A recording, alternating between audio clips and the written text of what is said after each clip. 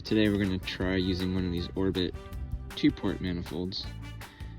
Pressure is not adjustable like 4-port manifold that I showed in one of my other videos, which I have no issues with. So this is pretty cheap, it's less than $2.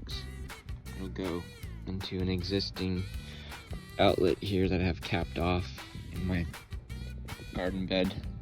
So I want to be able to run some 1/4-inch drip sprays, try to hit some of the stuff instead of having to water it manually.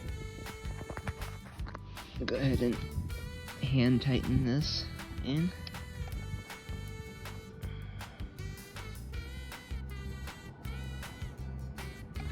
Good. I just turned on my irrigation, which is tied to my lawn sprinklers, and I had one of these capped off, and the other one I just had a dummy line, and it was shooting out pretty well. Most importantly though, nothing was leaking, either by the emitter barbs or the threaded 1/2-inch piece. No drip, so I'm very happy about that. So I can go ahead and install my lines and try to specify where I want to get everything covered.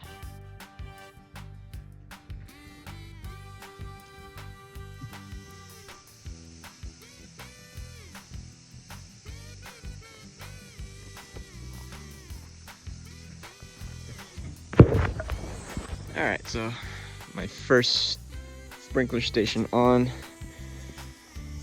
We have this existing outlet here. See, it works just fine. It's not leaking. 1/4-inch pipe, 1/4-inch line.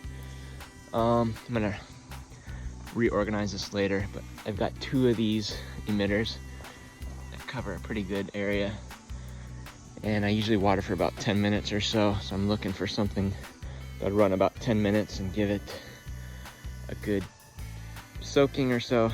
I will also hand water at times on this guy, but I'm very happy with this very inexpensive setup. I think it looks pretty cool.